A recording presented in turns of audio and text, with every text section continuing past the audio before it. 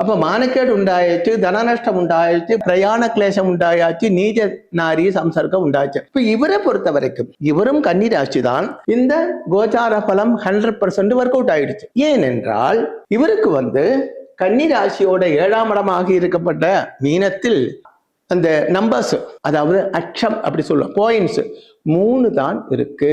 அப்போ கிரகங்களோட இன்ஃப்ளூயன்ஸ் பார்க்கறது தான் இந்த அஷ்டக வர்க்கம் என்று சொல்லப்பட்டது. அஷ்டக வர்க்கத்தில் ஒரு கிரகத்துக்கு ஒரு ராசியில் 4 இருந்தால் ஆவரேஜ் பலம், 4க்கு மேல நம்பர் இருந்தால் சூப்பர் நல்ல பலம், 4க்கு கீழே இருந்தால் நல்லதல்ல, அது கீழே போக போக அந்த மைனஸ், அந்த தோஷம் அதிகமாகவே வரும். இவரை பொறுத்த வரைக்கும் இங்கே அச்சம் 3 தான் இருக்கு.